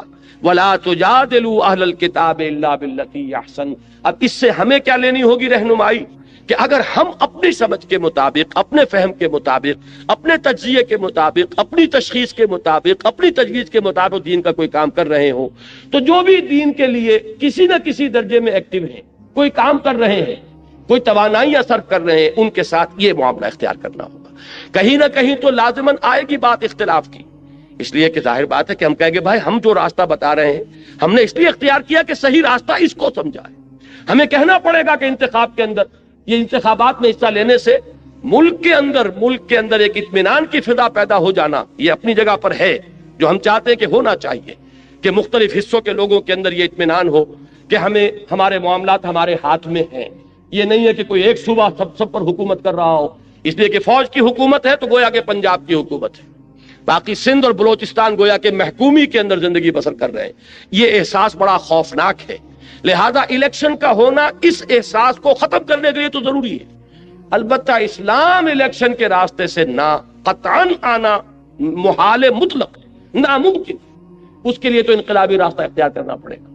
اب اگر یہ بات میں زور دے کر نہ کہوں تو میری اس بات کے اوپر کون توجہ کرے گا، کون آئے گا میرے اس راستے پر، کون میرا دست و بازو بنے گا، کون میرا ساتھ دے گا؟ تو مجھے یہ بات تو کہنی پڑے گی، لیکن یہ ہے کہ اس میں وہ تمام احتیاطیں ملحوظ رہیں کہ بہرحال وہ بھی جو کچھ کر رہے ہیں دین کے لیے کر رہے ہیں، اپنی سمجھ کے مطابق دین ہی کی خدمت ہے۔ ان کے سامنے بھی یہی ہے، چاہے وہ جمعیت علماء ہو، چاہے تبلیغی جماعت ہو، جماعت اسلامی ہو۔ تو ہمیں یہاں سے یہ دوسری ہدایت ہے کہ جو اخذ کرنی ہے، وَلَا تُجَادِلُوا أَهْلَ الْكِتَابِ إِلَّا بِالَّتِي أَحْسَنُ إِلَّا الَّذِينَ ظَلَمُوا مِنْهُمْ۔ یہ ذرا مشکلات القرآن میں سے یہ مقام، سوائے ان کے جو ان میں سے ظلم پر، سرکشی پر، تعدی پر اور حق تلفی کے اوپر کمر کس لے۔ اب یہ استثناء کس سے ہے؟ دو نتیجے اس کے نکل سکتے ہیں۔ ایک اللہ نے دوسرے اللہ کو کینسل کر دیا تو اس کا مطلب یہ ہوا کہ ان سے جھگڑو ہی نہ، اس کے منہ ہی نہ لگو۔ اور ایک یہ ہو سکتا ہے کہ یہ اس اللہ نے صرف احسن کی نفی کی ہے، گویا کہ ان کے ساتھ جھگڑو تو انہیں ترکی بترکی جواب بھی دے سکتے ہو، اس لیے کہ جن لوگوں کے بارے میں یہ یقین ہو جائے کہ یہ نہ سننا چاہتے ہیں، نہ ماننا چاہتے ہیں، نہ کوئی معقول بات سننے کے لیے تیار ہے، انہوں نے مخالفت پر کمر کس لی، انہوں نے فتوی بازی شروع کر دی ہے راستہ روکنے کے لیے، تو ظاہر بات ہے کہ اگر ان کے ساتھ بھی اگر آپ نے وہ معاملہ اختیار کیا تو وہ گویا کہ اپنی منزل کو آپ کھوٹا کریں گے. ان کا جواب دینا پڑتا ہے. کسی وقت سختی کا جواب سختی کے ساتھ دینا پڑتا ہے، لیکن اس میں بھی بڑی احتیاط کی ضرورت ہوگی. یہ دونوں مفہوم اس میں موجود ہیں. اچھا، اب جو بات یہ تو ہوئی منفی بات. مثبت بات کیا ہے؟ یہ انداز اختیار کرو، وَقُولُوا آمَنَّا بِالَّذِي أُنزِلَ إِلَيْنَا وَأُنزِلَ إِلَيْكُمْ. یہ کہو ان سے کہ ہم ایمان رکھتے ہیں اس چیز پر بھی کہ جو ہماری طرف نازل کی گئی اور اس پر بھی جو تمہاری طرف نازل کی گئی. چونکہ اہل کتاب کا ذکر ہے، ہم تو تورات پر بھی یقین رکھتے ہیں، ہم انجیل پر بھی یقین رکھتے ہیں. اگرچہ جو تورات تمہارے پاس ہے اس میں تحریف ہو گئی ہے، لیکن اس کی تصدیق قرآن کرتا ہے کہ تورات اللہ کی کتاب تھی جو اللہ نے موسیٰ علیہ السلام کو عطا فرمائی. جو انجیل آج تم پیش کر رہے ہو، اگرچہ من و عن اس کو ہم نہیں مانتے، لیکن یہ بات ہم مانتے ہیں کہ وہ انجیل یقیناً اللہ کی کتاب تھی کہ جو اللہ نے حضرت عیسیٰ علیہ السلام کو عطا فرمائی. تو قولوا آمنا بالذی انزل الینا وانزل الیکم. ان سے کہو ہم تو ایمان رکھتے ہیں، ہمارے اندر تو کوئی تعصب نہیں، کوئی عصبیت نہیں، کوئی گروہ بندی نہیں. ہم تو ایمان رکھتے ہیں اس پر بھی کہ جو وہی ہماری طرف کیا جا رہا ہے قرآن، اور ایمان رکھتے ہیں ان کتابوں پر بھی جو تمہاری طرف نازل کیا گیا ہے. وَإِلَٰهُنَا وَإِلَٰهُكُمْ وَاحِدٌ. اور ہمارا اور تمہارا الہ ایک ہے. ایسا نہیں ہے کہ وہ کوئی دو الہ ہو. ہم تو توحید کے ماننے والے ہیں. تمہارا پیدا کرنے والا بھی وہی جو ہمارا پیدا کرنے والا ہے، موسیٰ کا بھیجنے والا بھی وہی جو محمد کا بھیجنے والا ہے علی نبینا علیہ الصلوۃ والسلام. تو ہم تو اس الہ واحد کو مانتے ہیں. وَنَحْنُ لَهُ مُسْلِمُونَ. اور ہم نے تو اپنے آپ کو اس کے سپرد کر دیا ہے، اس کے سامنے سر جھکا دیا ہے. ہم نے اپنے آپ کو اس کے حوالے کر دیا، اس الہ واحد کے حوالے کر دیا جو ہمارا بھی الہ تمہارا بھی الہ، ہمارا بھی معبود تمہارا بھی معبود، ہمارا بھی خالق تمہارا بھی خالق، جو محمد کا بھیجنے والا بھی اور عیسیٰ اور موسیٰ کا بھیجنے والا بھی صلی اللہ علیہ وسلم علیہ الصلوۃ والسلام. لہذا یہ انداز جب آئے گا تو اس سے کیا نتیجہ نکلتا ہے کہ ایک انداز یہ ہوتا ہے بس ہم ہی ٹھیک ہے، باقی سب کوئی ان کی کوئی بنیاد نہیں، کوئی حقیقت نہیں. آپ کو جہاں پر بھی جو حق نظر آئے اس کو تسلیم کیجئے، جہاں خیر نظر آئے اس کو مانیے، تاکہ لوگوں پر یہ اثر قائم ہو کہ ان کے اندر تعلی نہیں ہے، تکبر نہیں ہے. یہ بس ہم چما دیگرے نہیں، یہ انداز ان کا نہیں ہے کہ ہم ہی ہم اور کوئی نہ ہو، بلکہ یہ حق جہاں بھی پایا جاتا ہے اس کو مانتے ہیں. صحیح بات جب سامنے رکھی جائے فوراً تسلیم کرتے ہیں، حقیقت جب آئے لپک کر قبول کرتے ہیں. جیسے کہ حضور نے فرمایا الحکمت ضالۃ المومن هو احق بها حیث وجدها. حکمت اور دانائی کی بات تو مومن کی گویا کہ گمشدہ متاع ہے کہ وہ سب سے بڑھ کر حقدار ہے اس کا جہاں بھی پائے. سچی بات جہاں ملے گی وہ ہماری جاگیر ہے، حقیقت جہاں ہے وہ ہماری میراث ہے، دانائی جہاں سے بھی ملے وہ ہماری گمشدہ متاع ہے. یہ انداز ہونا چاہیے کہ یہ حق کے ماننے والے ہیں، یہ کسی جماعتی عصبیت میں مبتلا نہیں ہو گئے کہ اپنے بزرگ تو بہت بڑے اور دوسروں کے بزرگ چاہے ان کے اندر کتنے ہی کمالات ہوں ان کو کوئی حیثیت دینے کو تیار نہیں. میں نے تازہ میثاق میں جو ایک طویل مضمون لکھا تھا، تنظیم اسلامی میں شامل ہوئے ہیں نوجوان علماء میں سے ایک اہم شخصیت مولانا سعید الرحمن علوی، تو ان کے حوالے سے میں نے جو میثاق میں لکھا ہے مضمون، اس میں یہی بات واضح کی. ہمارے ہاں دینی حلقے اور دینی جماعتیں جو ہیں اس طرح کے واٹر ٹائٹ کمپارٹمنٹس میں منقسم ہو گئے کہ اگر کوئی دیوبندی ہے تو ظاہر بات ہے کہ دیوبندی علماء سے اس نے پڑھا، دیوبندی علماء کی صحبت اس نے اٹھائی، ان کی عظمت کا نقش اس پر قائم ہوا. اب وہ انہی دیوبندی جرائد کو پڑھتے ہیں، دیوبندی کتابیں جو ہیں انہی کو پڑھیں گے، تفسیر پڑھیں گے تو دیوبندی علماء کی پڑھیں گے. لہذا ان کا پورا وہ ذہنی جو ہے وہ انحصار ہو جاتا ایک حلقے کے اندر. دوسرے حلقے میں کوئی عظمت ہے تو انہیں نظر ہی نہیں آئے گی، وہاں اگر کوئی علم کی بلندی ہے تو وہ اس سے واقف ہی نہیں، کوئی اونچی شخصیتیں گزری ہیں انہیں پتہ ہی نہیں. اب وہ بریلوی ہیں، کوئی خیر آبادی ہیں، کوئی بدایونی ہیں، کوئی فرنگی محلی ہیں، کوئی اہل حدیث ہیں. اب یہ مختلف طبقات ہمارے یہاں ہیں. جماعت اسلامی والے ہیں تو ان کے اپنے جرائد ہیں، ان کے اپنے اخبارات ہیں، ان کے اپنے رسائل ہیں، وہ انہی کو پڑھیں گے، انہی کی آنکھوں سے دیکھیں گے، انہی کے کانوں سے سنیں گے. ان کو جو عظمت اپنے حلقے کے لوگوں میں نظر آئے گی دوسروں میں نظر ہی نہیں آئے گی. اب اس کا جو ہے اس کو جب تک آپ توڑیں گے نہیں دین کا غلبہ نہیں ہو سکتا. اگر یہ کہ اپنے ہی حسن کا دیوانہ بنا پھرتا ہوں اور اپنے ہی بزرگوں کا پروانہ بنا پھرتا ہوں تو ان کے بزرگ وہ ہیں، آپ کے بزرگ یہ ہیں، آپ کے اور ان کے درمیان قدر مشترک کہاں سے آئے گی؟ تو اس بات کی ضرورت ہے کہ مختلف حلقوں کے لوگ جمع ہوں یہاں پر آ کر، تاکہ مختلف لوگوں کے جو ماضی ہے ان سے واقفیت پیدا ہو، ان کے ہر حلقے کی جو عظیم شخصیتیں گزری ہیں ان سے تعارف ہو. جب ان کی عظمت کا بھی نقش آئے گا تو دل کے اندر جو تنگی پیدا ہو گئی ہے اس میں کشادگی پیدا ہوگی انشاءاللہ العزیز. تو یہ چیز بھی ہمارے دین کی اقامت کی جد و جہد میں بہت اہم ہے کہ اپنے سینوں کو کشادہ کریں، نگاہوں کو کھولیں، کانوں کو کھولیں. صرف یہ نہیں کہ بس کسی ایک ہی گھڑے کی مچھلی اور کسی ایک ہی کنویں کے میڈک بنے ہوئے ہیں، بلکہ چاہیے کہ دوسرے حلقوں کو دیکھیں، ان کے کتابوں کا مطالعہ کریں، ان کے جو بزرگ ہیں ان کے بھی حالات زندگی جو ہے ان کا مشاہدہ کریں.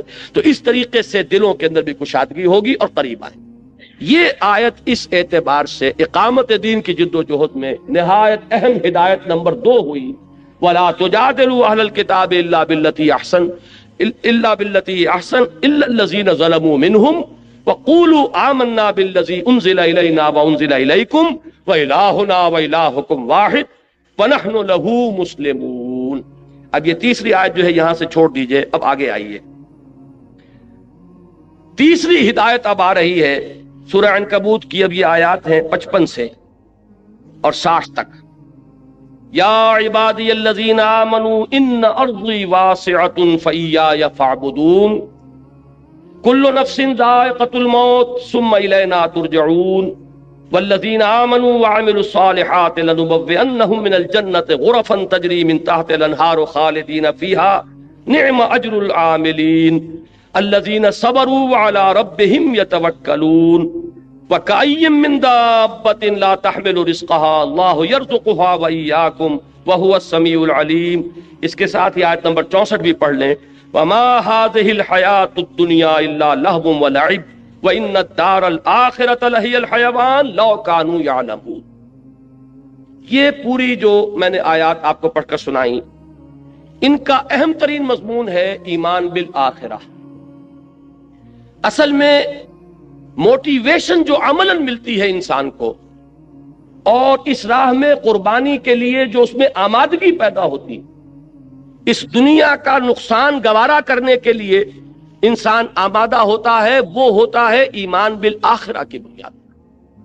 جتنا یقین گہرا ہوگا کہ آخرت حق ہے اور اصل زندگی وہ ہے، اتنا ہی آپ کا ویلیو سٹرکچر جو ہے بدلنا شروع ہو جائے گا. اس لیے کہ کون انسان ہے جو خیر نہیں چاہتا، نفع نہیں چاہتا، بھلائی نہیں چاہتا، بہتری نہیں چاہتا؟ یہ سب خیر، بھلائی، نفع اسی کے لیے تو بھاگ دوڑ ہو رہی ہے. اب فرق کیا ہے؟ رخ معین ہو رہا ہے. اگر آخرت ذہن میں نہیں ہے تو ساری خیر دنیا کی خیر، ساری بھلائی دنیا کی بھلائی، سارا نفع دنیا کا نفع، ساری کامیابی دنیا کی کامیابی. اور اگر آخرت پر یقین ہو گیا جیسا کہ ہونا چاہیے، دیکھیے آخرت کے یقین کے بھی بہت سے درجے ہیں. ایک تو یہ کہ ہم زبان سے مانتے ہیں جی ہاں اٹھنا ہے، بعث بعد الموت ہے، جی اٹھنا ہے، آخرت ہے. لیکن آپ کے ذہن میں ریشیو پروپورشن قائم نہیں ہوا کہ آخرت کسے کہتے ہیں، دنیا کسے کہتے ہیں، ان کے درمیان مناسبت کیا ہے، نسبت کیا ہے. آخرت کی زندگی ابدی زندگی، یہ فانی زندگی، کوئی نسبت قائم ہوگی؟ جن لوگوں نے میتھمیٹکس پڑھا ہے وہ فائنائٹ اور انفائنائٹ میں کوئی نسبت قائم کر سکتے ہیں. ایک چیز انفائنائٹ لا محدود اور ایک چیز فائنائٹ. 80 برس بھی جی لو گے تو آخر ایک دن تو موت کا دن آئے گا کہ یہاں سے جانا ہوگا. اور 80 کی گارنٹی کس کے پاس ہے؟ کس کے پاس گارنٹی ہے کہ کل صبح کا سورج وہ طلوع ہوتا ہوا اپنی ان آنکھوں سے دیکھ سکے؟ معلوم ہوا کہ دنیا کی یہ زندگی اتنی عارضی، اتنی ناپائیدار، اتنی فانی، اتنی ناقابل اعتماد کہ ایک دن کا بھی یقین نہیں. وہ بڑا پیارا مصرع ہے کہ سامان 100 برس کا ہے اور پل کی خبر نہیں. کس کو یقین ہے؟ لیکن ہماری ساری بھاگ دوڑ جو ہے ہو رہی ہے دنیا کے لیے، اس لیے کہ دنیا پر پورا یقین قائم ہے. دنیا تو نقد ہے آنکھوں کے سامنے.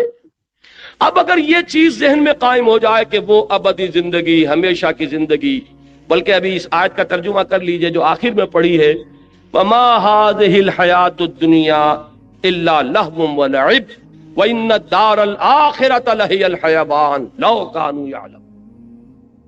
یہ اس دنیا کی زندگی تو سوائے کھیل اور تماشے کے کچھ ہے ہی نہیں. حقیقت میں تو آخرت کا گھر وہ ہے اصل زندگی.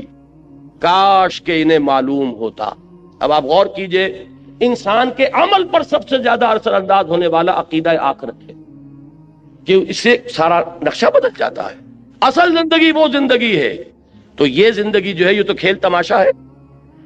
ایک شخص کو آپ کو معلوم ہے ایک ڈرامے کے اندر بادشاہ کا رول مل گیا, ایک سینما آپ پکچر دیکھ رہے ہیں, اس میں کوئی شخص جو ہے وہ سکندر اعظم بنا بیٹھا ہے یا کوئی اور بادشاہ بنا بیٹھا ہے, آپ کو معلوم ہے کچھ نہیں ہے, یہ 3 گھنٹے کا کھیل ہے, اس کے بعد کچھ بھی نہیں. یہ سب کپڑے وپڑے اتر جائیں گے اور وہاں جا کر جب یہ اپنا کپڑا اتار دے گا تو وہی فلاں ابن فلاں رہ جائیں گے. اللہ اللہ خیر صلی اللہ. کوئی فقیر اس کے اندر فقیر کا رول پلے کر رہا ہے, وہ فقیر تو نہیں ہے, وہ بھی ایک ایکٹر ہے, یہ بھی ایک ایکٹر ہے. تو دنیا کی یہ زندگی آپ 30 برس کی شمار کر لیں, وہ 3 گھنٹے کا ایک کھیل ہے, یہ 30 برس کا ایک کھیل ہے. 30 برس اس لیے کہہ رہا ہوں کہ پہلے 20 برس تو ویسے نکال دیجئے کہ وہ بھی شعور کے نہیں ہوتے, اور 50 برس کے بعد سے آپ کی ڈھلوان شروع ہو جاتی ہے. 70-80 پر پہنچنے کے بعد تو آدمی پھر ہو جاتا ہے وَمَن نُعَمِّرْهُ نُنَكِّسُ فِي الْخَلْقِ, کہ جتنا بوڑھا ہوا اتنا ہی بچہ ہو گیا. معلوم ہے اس کے درمیان میں کتنی ہے, 30-40 برس کی ایک ایوریج ہے جو آپ کی فعال زندگی ہے, جس میں کہ آپ کچھ بناتے ہیں, محنت کرتے ہیں, بھاگ دوڑ کرتے ہیں. کسی نے کارخانہ بنایا تو اسی میں بنایا, کسی نے کاروبار جمایا تو اسی میں جمایا, کوئی پروفیشن میں شائن کر رہا ہے تو وہ بھی یہی وقت ہے. اب سوال یہ ہے کہ یہ وقت ہے میرے پاس کل, اور وہ زندگی ابدی زندگی ہے, تو اب اس کا بیشتر اور بہتر اس کے لیے انویسٹ کروں گا کہ نہیں کروں گا. یہ بالکل منطقی بات ہے, 2 اور 2 4 کی طرح کی بات. اگر آخرت کا یقین نہیں ہے, یا یہ کہ آخرت کا یہ یقین تو ہے کہ آخرت ہوگی, لیکن دل میں آپ نے چور پیدا کر لیے ہیں کہ فلاں ہستی کے دامن سے بندھے ہوئے ہم تو نکل جائیں گے, ہمیں پکڑنے والا کوئی نہیں ہے, ہم نے فلاں کے ہاتھ میں ہاتھ دے رکھا ہے, وہ ہمیں لے جائے گا, یا وہاں کسی کی سفارش کام کر جائے گی, یا وہاں پر ہم تو بخشے بخشائے ہیں, نحنو ابناء اللہ وحباؤہ, ہم تو اللہ کے بیٹوں کے مانندے بڑے چہیتے ہیں, آگ ہمیں چھو ہی نہیں سکتی, اگر چھوئے گی بالفرض تو چند دن, لن تمسنا النار الا ایاما معدودات. اب یہ خود اپنی جگہ ایک مستقل موضوع ہے میری مکمل تقریر کا, کہ عقیدہ آخرت سے انحراف کی 6 شکلیں ہیں, کہ بظاہر ایک شخص کہتا ہے کہ میں آخرت کا ماننے والا ہوں, حقیقت میں ماننے والا نہیں, اس لیے کہ اس نے اس کو کسی چیز سے ضرب دے دی ہے, 0 سے ضرب دے دی, تو 0 سے تو جو بڑے سے بڑا عدد ہے ضرب کھائے گا تو 0 ہو جائے گا. تو عقیدہ آخرت کو عقیدہ شفاعت کے ساتھ جوڑ دیا, 0 ہو گیا. عقیدہ آخرت کے ساتھ نحنو ابناء اللہ وحباؤہ, ہم جو کچھ بھی ہیں لیکن تیرے محبوب کی امت میں ہیں, وہ آخرت تو 0 ہو گئی. پھر کیا اس کا فکر رہے گا, کیا اس کی آپ کو کوئی فکر دامن گیر ہوگی کہ اس کے لیے کچھ بنانا ہے, کچھ اس کے لیے سامان کرنا ہے, آخرت کے لیے کوئی توشہ آخرت فراہم کرنا ہے, کوئی ضرورت ہی نہیں. اس لیے کہ ہم جو کچھ بھی ہیں تیرے محبوب کی امت میں ہیں, لہذا جنت تو ہمارا پیدائشیت ہے, وہاں تو ہماری ریزرویشن موجود ہے, لہذا کوئی خوف نہیں. اب یہ شکل جہاں ہوگی وہ عقیدہ آخرت بالکل معدوم ہو کر رہ جائے, اس کا آپ کے عمل پر کوئی اثر نہیں ہوگا. لیکن یہ 6 ہیں اس سے مراحل, جس کو میں اس وقت تفصیل سے بیان نہیں کر سکتا. اس وقت جو مجھے بتانا ہے وہ یہ ہے کہ پریکٹیکل موٹیویشن, ایثار اور قربانی. ابھی میں آ رہا تھا, میرے ساتھ ایک ساتھی تھے, ہماری تنظیم اسلامی شکاگو کے اہم کارکن ہیں, وہ آئے ہوئے ہیں 3 مہینے کے لیے یہاں پاکستان, اور میرے ساتھ سفر پر آئے. انہوں نے اپنی ایک آبزرویشن میرے سامنے بیان کی کہ میں یہ دیکھتا ہوں کہ دین کے لیے جو لوگ کام کرتے ہیں, لیکن اگر انہیں کوئی نقصان ہو جاتا ہے یا کوئی تکلیف ہوتی ہے تو بجائے اس پر کہ اس پر ان کے چہرے پر بشاشت پیدا ہو, پشمردگی آ جاتی ہے. حالانکہ بشاشت پیدا ہونی چاہیے. یہ میں نے کہا کہ آپ کی آبزرویشن جو ہے یہ بہت صحیح ہے, بہت درست ہے. اس کا سبب کیا ہے؟ سبب یہ ہے کہ ہم کسی وجہ سے, عام طور پر ہمارے ہاں دین کا کام جو ہو رہا ہے وہ کوئی کمیونٹی ورک کے طور پر ہو رہا ہے, کوئی ایک قومی جد و جہد ہے, جیسے پاکستان کی تحریک تھی, قومی جد و جہد تھی, لیکن ہم نے اس میں نعرہ اسلام کا لگایا, پاکستان کا مطلب کیا, لا الہ الا اللہ. اسی طریقے سے ہمارے ہاں بہت سے لوگ بظاہر دین کا کام کر رہے ہوتے ہیں, لیکن ان کی اصل موٹیویشن جو ہے وہ آخرت کی نہیں ہوتی, آخرت کا یقین ان کا جذبہ محرکہ نہیں ہوتا, آخرت پہ جس درجے کا پختہ ایمان ہونا چاہیے وہ حاصل نہیں ہے. ورنہ تو یہ کہ یہاں کا گھاٹا ہو کر, گھوٹا دیکھ کر انسان کو خوشی ہونی چاہیے کہ یہاں جو مجھے ڈیبٹ ہو رہا ہے وہاں کریڈٹ ہو رہا ہے, یہاں جو نقصان ہو رہا ہے وہاں میری عاقبت بن رہی ہے. یہ یقین اگر ہوگا تو اگر کوئی تکلیف آئی تو بجائے پشمردگی کے استبشار پیدا ہوگا. یہ سورہ توبہ میں لفظ استعمال ہے, فَاسْتَبْشِرُوا بِبَيْعِكُمُ الَّذِي بَایَعْتُم بِهِ, تو خوشیاں مناؤ, تم پر تو بشاشت طاری ہونی چاہیے. جیسے حضرت خبیب کا لفظ آیا تھا کہ جب انہیں سولی دی جا رہی تھی تو جب پہلا نیزہ جو ہے ان کے کلیجے میں چبھویا گیا تو ان کی زبان سے بات نکلے فزت ورب الکعبہ، کعبے کے رب کی قسم میں کامیاب ہو گیا. یہ اگر بشاشت کی کیفیت نہیں ہے تو اس کا سبب کیا ہے کہ معلوم ہوتا ہے کہ آخرت پر ہمارا یقین اتنا پختہ نہیں. ورنہ اللہ کے وعدے فراح و ریحان و جنت نعیم، وہ جنت کے جس کے نعمتیں وہ ہیں کہ جن کا ہم اس دنیا میں تصور تک نہیں کر سکتے، اگر اس کے وعدے پر یقین ہے. اسی لیے سورہ عنکبوت کے پہلے رکوع میں آیا تھا، میں نے پوری تفصیل سے بیان کیا تھا کہ یہ نہ سمجھنا کہ تمہارے ساتھ جو ہم وعدے کر رہے ہیں، من کان یرجو لقاء اللہ فإن اجل اللہ لآت وهو السمیع العلیم والذین آمنوا باللہ والذین آمنوا وعملوا الصالحات لنکفرن عنہم سیئاتہم وَلَنَجْزِيَنَّهُمْ أَحْسَنَ الَّذِي كَانُوا يَعْمَلُونَ. یہ سارا کس لیے کہ یقین رکھو تمہاری یہ محنتیں اکارت نہیں جائیں، تمہارا یہ اثار، تمہاری یہ قربانی ہے، تمہاری یہ مشقتیں یہ ان ریوارڈڈ نہیں جائیں گی. تمہارا وہ پروردگار دیکھ رہا ہے. اے بلال جو تم پر بیت رہی ہے تمہارا رب دیکھ رہا ہے. اے خباب جو کچھ تم پر اس وقت گزر رہی ہے تم اپنے رب کی نگاہوں میں ہو. فَإِنَّكَ بِأَعْيُنِنَا، ہم سب کچھ سن رہے ہیں. اے بلال اس حال میں کہ تمہارے سینے کے اوپر بھاری سل رکھی ہوئی ہے اور اوپر سے سورج آگ برسا رہا ہے، نیچے سے زمین توے کی طرح جل رہی ہے، اس وقت بھی تمہاری زبان سے جو لفظ نکل رہا احد احد احد احد، اللہ سن رہا ہے کہ میرا ایک بندہ ہے جو اس مشقت کے اندر بھی میری توحید کا نعرہ لگا رہا ہے. تو یہ چیزیں یوں ہی نہیں چلی جائیں گی، اس کا بھرپور صلہ تمہیں ملے گا، بھرپور بدلہ ملے گا.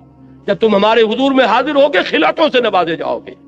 اگر یہ یقین پیدا ہو جائے تو پھر بڑی سے بڑی قربانی بہت سہل ہو جائے، بڑی سے بڑی تکلیف آئے گی، طبیعت میں خوشی ہوگی کہ اللہ نے، جیسا کہ میں نے پہلے کہا تھا، زہ نصیب کہ اللہ نے ہمیں اس قابل سمجھا کہ ہماری ہڈی اپنے راستے میں چھڑوائی، ہمیں یہ مصیبت اپنی راہ میں پہنچائی.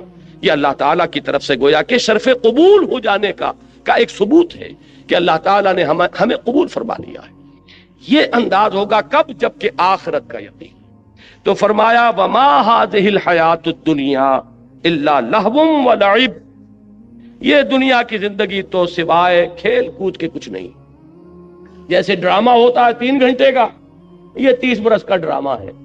کسی کو ہم نے جھوپڑی میں پیدا کر دیا ہے، کسی کو گولڈن سپون کے ساتھ پیدا کر دیا ہے.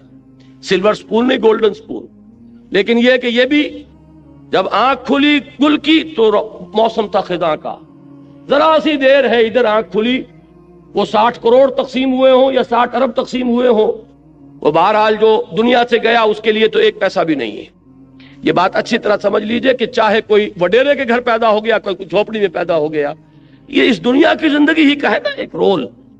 ہو سکتا ہے کہ جو یہاں کسی جھوپڑی کے اندر اپنی زندگی کے دن گزار رہا ہے اور کسی چٹائی پر بیٹھا ہوا ہے، وہ وہاں ان عالی شان محلات کا وارث بنے، جیسا کہ یہاں آ رہا ہے من الجنت غرفا تجری من تحتها الانہار خالدین فیہا. وہ جنت کے وہ ان کو جھروکے ملیں گے، وہ بالا خانے ملیں گے جن کے دامن میں ندیاں بہتی ہوں، جیسے کہ سورہ صف میں ہم پڑھا ہے وَمَسَاكِنَ طَيِّبَةً فِي جَنَّاتِ عَدْنٍ، جنات عدن میں بڑے پاکیزہ گھرانے ہم نے ان کے لیے تیار کیے. جو یہاں جھونپڑی میں بیٹھا ہوا ہے، آخر کیا معین الدین اجمیری نے ساری عمر چٹائی پر نہیں گزارتی؟ کیا محمد الرسول اللہ صلی اللہ علیہ وسلم نے ساری عمر چٹائی پر نہیں گزاری؟ وہ واقعہ ایلا جب ہوا تھا، اس کا آپ نے سنا ہوگا یہ ایک واقعہ کہ جب 1 مہینے کے لیے حضور نے ازواج مطہرات سے ذرا تعلق اپنا منقطع کر لیا تھا. سورہ احزاب میں اس کا مفصل ذکر موجود ہے. تو حضرت عمر، حضور ایک بالا خانے پر تنہا علیحدہ تھے کیونکہ ازواج سے لا تعلقی کر لی تھی. حضرت عمر حاضر ہوئے، نیچے کوئی 6 صحابی بیٹھے ہوئے دروازے پر، ان سے کہا کہ اطلاع دیجئے کہ عمر حاضری کی اجازت چاہتا ہے. حضور کو اطلاع ہوئی، حضور نے اجازت دے دی، آئے. جب حضرت عمر داخل ہوئے ہیں اس بالا خانے میں تو حضور اٹھ کر بیٹھ گئے. آپ نے اس وقت کرتا اتارا ہوا تھا، یعنی آپ کا جسم جو ہے وہ بس تہبند تھا، باقی جسم کے اوپر کپڑا نہیں تھا، اور آپ ایک چٹائی پر اس وقت استراحت فرما رہے تھے. جب اٹھ کر بیٹھے تو حضرت عمر نے دیکھا کہ کمر کے اوپر اس چٹائی کے نشان پڑ گئے، جیسے کہ آپ کا اکثر آپ کا مشاہدہ ہوگا. آنکھوں میں آنسو آ گئے حضرت عمر کے. حضور نے پوچھا عمر کیوں رو رہے ہو؟ انہوں نے عرض کیا کہ حضور قیصر و کسریٰ کے لیے دنیا میں کیا کیا ساز و سامان، کیا ناز و نعم، کیا ان کے لیے آسائشیں ہیں، اور آپ کے لیے یہ چٹائی ہے، یہ کھری چٹائی، اور اس کی جس کی کہ بدیاں پڑ گئی ہیں آپ کی قبر پر. تو حضور نے فرمایا کہ عمر کیا تم اس پر راضی نہیں ہو کہ یہ سب کچھ اپنا دنیا میں لے جائیں اور اللہ تعالی ہمیں آخرت میں عطا فرمائے. یہی بات حضور نے ایک مرتبہ فرمائی مالی ولی الدنیا انما مثلی کراکب استظل تحت شجرۃ ثم راح فترکھا. مجھے تمہاری اس دنیا سے کیا سروکار، میری مثال تو اس سوار کی سی ہے جو تھوڑی دیر کے لیے کسی درخت کے سائے میں بیٹھتا ہے سستانے کے لیے، پھر وہ اپنی منزل لیتا ہے. وہ درخت اس کا گھر نہیں، اس کا منزل نہیں، اس کا مقام نہیں، تھوڑی دیر ٹھہرتا ہے. بس اتنا ہی تعلق مجھے اس دنیا سے ہے. اسی لیے آپ نے فرمایا ہے کہ کن فی الدنیا کانک غریب و عابر سبیل. دنیا میں ایسے رہو جیسے راہ چلتے مسافر ہو یا اجنبی ہو. یہ محسوس ہو کہ یہ یہاں کا باسی نہیں ہے، یہ یہاں کی سوچ ہی نہیں رہا، یہاں پھیلنے پھولنے پھلنے کی فکر ہی نہیں کر رہا. یہ کہیں اور اس کا دل ٹکا ہوا ہے، کہیں اور اٹکا ہوا ہے. یہ اگر آپ کے وجود سے اس کا ظہور نہ ہو رہا ہو تو اس کے معنی یہ ہے کہ ایمان بالآخرہ جیسے کہ اس کا حق ہے وہ آپ کے دل میں نہیں ہے، آپ کے وجود میں سرایت نہیں کرتا. تو یہ آیت نوٹ کیجئے وما هذه الحیات الدنیا الا لہو ولعب. البتہ اس میں ایک آیت اور بھی آتی ہے قرآن مجید میں وما الحیات الدنیا الا متاع الغرور. یہ دنیا جو ہے یہ سوائے دھوکے کی ٹٹی اور دھوکے کے سامان کے اور کچھ نہیں ہے. اس کے برعکس ایک حدیث آتی ہے، بظاہر تضاد ہے لیکن اس کو ریزالو کیجئے اور وہ بات اسی مرحلے پر سمجھ لینی چاہیے. حضور نے فرمایا الدنیا مزرعۃ الآخرہ، دنیا آخرت کی کھیتی ہے، یہاں بو گے تو وہاں کاٹو گے. اس کا مطلب یہ دنیا کی بڑی اہمیت ہے. یہاں قرآن کہہ رہا ہے کہ دنیا سوائے دھوکے کے سامان کے اور کچھ نہیں. ان دونوں کو کیسے ریکنسائل کریں گے؟ اگر یہ دنیا تمہیں آخرت سے غافل کر دے تو یہ دھوکے کی ٹٹی ہے، پھر تو یہ دھوکے کا سامان ہے. لیکن آخرت کو مقصود بنا کر دنیا میں محنت کرو گے تو یہی آخرت کی کھیتی ہے کہ یہاں بو گے تو وہاں کاٹو گے. اگر یہاں کچھ بویا نہیں تو کاٹو گے کیا وہاں جا کر؟ اس اعتبار سے بندہ مومن کو اپنی زندگی کا ایک ایک لمحہ بہت قیمتی نظر آتا ہے، اس لیے کہ اس ایک لمحے میں اسے وہ کام کرنا ہے جس کا نتیجہ اس ابدی زندگی میں نکلے گا جس کو کبھی ختم نہیں ہونا. اس اعتبار سے ہمارا ہر مومنٹ، ہر لمحہ امر ہے، اس لیے کہ پوٹینشلی نتیجے کے اعتبار سے یہ امر ہے، یہ ختم ہونے والا نہیں ہے، اس لیے کہ اس کے نتائج اس زندگی میں نکلیں گے کہ جس کے لیے کوئی انتہا نہیں. لہذا اس اعتبار سے دیکھیے تو دنیا کا ایک ایک لمحہ نہایت قیمتی. اس اعتبار سے دیکھیے کہ اگر دنیا میں مشغول ہو کر آخرت کو بھول گئے یا دنیا تمہارا مطلوب و مقصود بن گئی تو پھر یہ دھوکے کی ٹٹی کے سوا کچھ نہیں. وما الحیات الدنیا الا متاع الغرور. ان دونوں چیزوں کو ذہن میں رکھیے. فرمایا وما هذه الحیات الدنیا الا لهو ولعب وان الدار الاخرة لهي الحیوان لو كانوا يعلمون. اور اصل زندگی تو آخرت کی زندگی ہے، کاش کہ انہیں معلوم ہوتا. اب آئیے اوپر والی آیات، اس میں خاص طور پر ہجرت کا حکم دیا جا رہا ہے، اور بلکہ حکم نہ کہیے ہجرت کا اشارہ کیا جا رہا، رہنمائی دی جا رہی ہے. یہ ہجرت جو ہے جس کا یہاں ذکر ہو رہا ہے یہ ہجرت حبشہ ہے. یہ حضور کی سیرت کا جو مکی دور ہے اس کا یہ ابتدائی مرحلہ پھر سمجھ لیجئے. آپ نے 3 سال دعوت دی جو کہ خفیہ دعوت تو نہیں تھی، کوئی انڈر گراؤنڈ موومنٹ نہیں تھی، لیکن یہ کہ برملا اعلان کے ساتھ بھی نہیں تھی. From person to person, personal contact سے دعوت بڑھ رہی. تیسرے سال میں وہ آیت نازل ہوئی کہ فاصدع بما تؤمر، اب ڈنکے کی چوٹ کہو اے محمد جس کا کہ تمہیں حکم ہوا ہے. تو آپ نے پہلی مرتبہ کوہ صفا پر کھڑے ہو کر آپ نے وا صباحا کا نعرہ لگایا، لوگوں کو جمع کیا اور پھر اپنی دعوت پیش کی. پہلے 3 سال اور یہ چوتھا سال، اس میں حضور کے خلاف صرف زبانی اقدام ہوا. پاگل کہہ دیا کسی نے، مجنون کہہ دیا کسی نے، کچھ کہہ دیا. لیکن چوتھے سال میں آ کر بات شروع ہو گئی فزیکل پرسیکیوشن. ستاؤ انہیں، مارو انہیں، بھوکا رکھو انہیں، گھروں میں بند کر دو انہیں. جو نوجوان تھے انہیں گھروں میں بند کر دیا گیا. حضرت عثمان رضی اللہ تعالیٰ عنہ کو ان کے چچا نے ایک چٹائی کے اندر لپیٹ کر اور دھواں دے دیا کہ دم نکلنے لگا گھٹن کی وجہ سے. کسی کو گھر سے نکال دیا گیا. مادرزاد برہنہ مصعب بن عمیر رضی اللہ تعالیٰ عنہ، مادرزاد برہنہ گھر سے نکال دیے گئے. کسی کو جیسا کہ میں نے حضرت بلال کا نقشہ کھینچا اس طرح ستایا جا رہا ہے، کسی کو دہتے ہوئے انگاروں پر لٹایا جا رہا ہے۔ یہ چوتھا سال جو ہے پرسیکیوشن، اور 5ویں سال میں یہ اپنے نقطہ عروج کو پہنچ گئی۔ اسی وقت یہ آیات نازل ہو رہی ہیں اور اسی وقت انہیں ایک رہنمائی دی گئی۔ وہ رہنمائی یہ ہے، اس لیے کہ 5ویں سال میں ہجرت حبشہ ہوئی ہے، وہ رہنمائی اس میں دی جا رہی ہے۔ یا عبادی الذین آمنوا ان ارضی واسعۃ فایای فاعبدون، اے میرے بندو میری زمین بہت کشادہ ہے۔ ذرا اندازہ کیجئے کتنے لطیف پیرائے میں بات کہی جا رہی ہے۔ یہ نہیں کہا گیا، ہجرت کا لفظ یہاں کہیں نہیں آیا، میری زمین بہت کشادہ ہے، بس صرف میری بندگی کرو۔ یہ پس صرف میری بندگی کرو کا مفہوم کیا ہے، یہ تو انشاءاللہ کل تفصیل سے بیان ہوگا۔ عقیدہ توحید کے عملی تقاضے پر جب یہیں پر اسی مقام پر مجھے تقریر کرنی ہے، اور اقامت دین کی جد و جہد کیا ہے، یہ ساری چیزیں کل آئیں گے۔ لیکن اس وقت صرف یہ نوٹ کیجئے کہ یہاں کہنے کا مطلب کیا ہے کہ اگر کسی ایک مقام پر رہ کر تم میری بندگی نہ کر سکو تو تم اس مقام سے، اس ملک سے، اس جگہ سے بندھے ہوئے نہیں ہو، اور میری زمین تنگ نہیں۔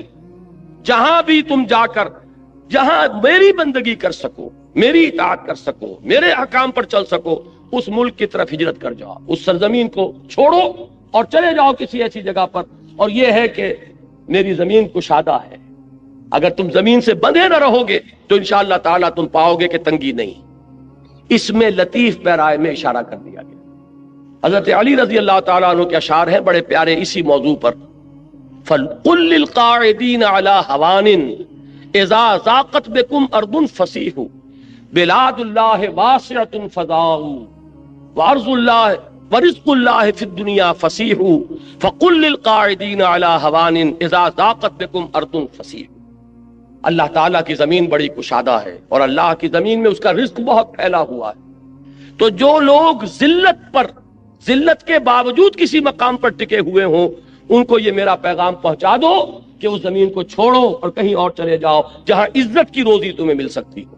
فَقُلْ لِلْقَاعِدِينَ عَلَى هَوَانٍ إِذَا ضَاقَتْ بِكُمْ أَرْضٌ فَسِيحُوا، جب کوئی ایک زمین تم پر تنگ ہو جائے تو اس کو خیر بات کہو، کہیں چلے جاؤ۔ تو یہ مضمون جو ہے یہاں آ رہا ہے ہجرت کے ضمن میں۔ یا عبادی الذین آمنوا ان ارضی واسعۃ، اے میرے وہ بندو جو ایمان لائے ہو، میری زمین بہت کشادہ ہے۔ اب دیکھیے یہاں نوٹ کیجئے، جب حضرت ابو بکر بھی ہجرت حبشہ کے لیے نکلے تھے مکے سے، حضرت عثمان تو گئے ہیں، حضور کی صاحبزادی ان کے نکاح میں تھی، اور میاں بیوی دونوں نے اللہ کی راہ میں جب ہجرت کی تو حضور نے فرمایا یہ پہلا جوڑا ہے جو اللہ کی راہ میں ہجرت کر رہا ہے حضرت لوط کے بعد۔ اس طریقے سے اس کے ساتھ آپ نے ایک مشابہت پیدا فرمائی۔ تو حضرت عثمان گئے اور بھی بہت سے صحابہ گئے، حضرت ابو بکر بھی نکلے، لیکن ابن الدغنہ مل گیا، ایک بہت بڑے سرداروں میں سے تھا۔ کہاں چلے ابو بکر کہ میں اب حبشہ جا رہا ہوں۔ کیوں؟ کہ یہاں مکے والے مجھے خدائے واحد کی پرستش نہیں کرنے دیتے، میرے راہ میں رکاوٹ ڈال رہے ہیں۔ میں ایک اللہ کو پوجنا چاہتا ہوں، ایک اللہ کی بندگی کرنا چاہتا ہوں، لیکن یہ کہ وہ میرے راستے میں رکاوٹیں ڈال رہے ہیں، مجھے ستا رہے ہیں۔ تو اس شخص نے کہا تھا کہ ابو بکر ہم تمہیں کیسے جانے دیں گے جبکہ تم تو یتیموں کی سرپرستی کرتے ہو، بیواؤں کی خبرگیری کرتے ہو، تم بھوکوں کو کھانا کھلاتے ہو۔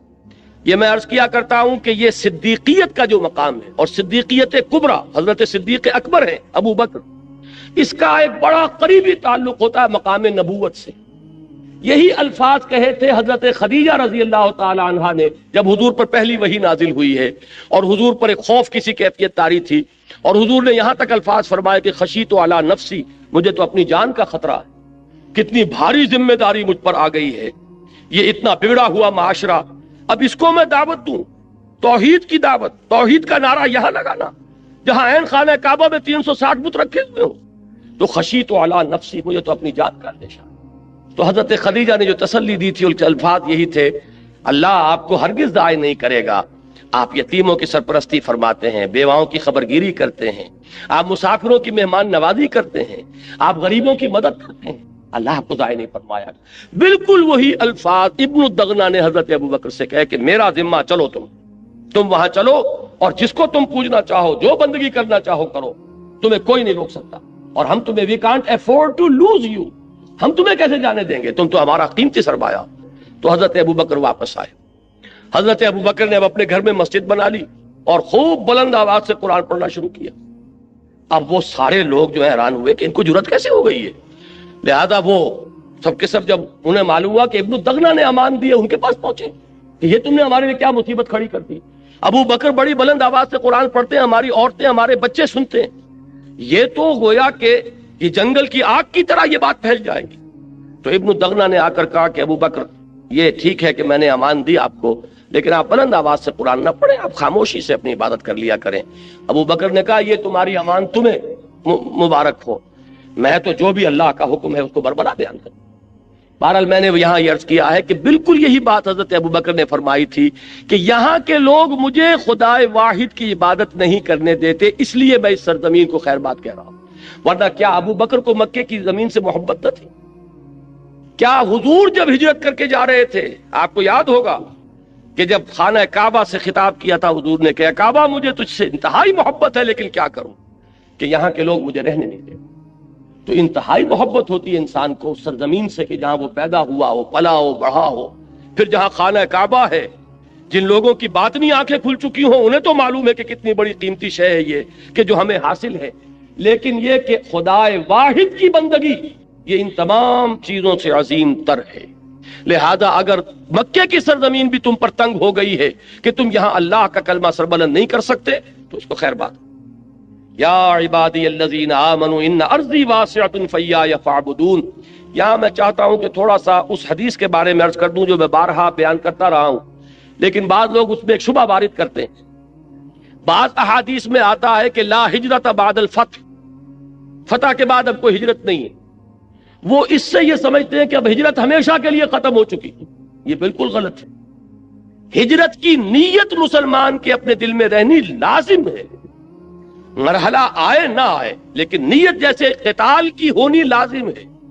اور یہ آرزو دل میں ہونی ضروری ہے کہ اللہ کو وقت آئے کہ خالص تیرے دین کی سربلندی کے لیے کوئی قتال ہو اور جنگ ہو اور اس میں حصہ لوں اور میری گردن کٹے. یہ وہ آرزو ہے جو محمد نے کی صلی اللہ علیہ وسلم. لَوَدِدْتُ أَنْ أُقْتَلَ فِي سَبِيلِ اللَّهِ ثُمَّ أُحْيَا ثُمَّ أُقْتَلَ ثُمَّ أُحْيَا. میری بڑی خواہش ہے، تمنا ہے کہ میں اللہ کی راہ میں قتل ہو جاؤں، پھر زندہ کیا جاؤں، پھر قتل کیا جاؤں، پھر زندہ کیا. تو یہ آرزو اگر کسی سینے میں نہیں ہے تو وہ سینہ جو ہے نفاق کا برکس بنا ہوا ہے.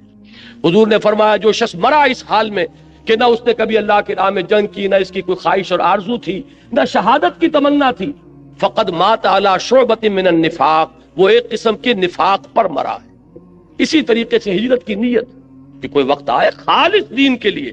ایک ہجرت یہاں سے ہوئی ہے دنیا بنانے کے لیے. یہ امیگرینٹس بیٹھے ہوئے ہیں، کہاں کہاں بیٹھے ہوئے ہیں، کائے کے لیے گئے؟ دین کے لیے نہیں گئے، دنیا بنانے کے لیے گئے. ایک ہجرت معین الدین اجمیری نے کی تھی، جا کر اجمیر کے کفر کے مرکز میں جا کر بیٹھے تھے، لیکن وہ نہ کوئی پیٹرو ڈالر کمانے گئے تھے، نہ وہ دوسرا ڈالر کمانے آئے تھے، نہ یہاں کوئی ایکسپورٹ امپورٹ کی اپنا کاروبار جمانے آئے تھے. صرف اللہ کے دین کے لیے ہجرت. یہ زمین و آسمان کا فرق ہے. اللہ کے کلمے کو پھیلانا، اللہ کی بات کو عام کرنا، اس کے لیے دل میں ہجرت رکھنا. تو وہ جو حدیث آتی ہے کہ آمرکم بخمس، اے مسلمانوں میں تمہیں 5 باتوں کا حکم دیتا ہوں، یہ بالکل دائمی شے ہے. بالجماعت والسمع والطاعت والہجرت والجہاد فی سبیل اللہ. ان 5 چیزوں کا لزوم کہ کوئی نہ کوئی جماعتی شکل ہونی چاہیے. یا تو وہ جماعت قائم ہو ایک خالص اسلامی ریاست تو وہی اصل جماعت ہے، اگر نہیں ہے تو اس کو قائم کرنے کے لیے کوئی جماعت، اس کے اندر تمہیں شامل ہونا چاہیے. بغیر جماعت کے کوئی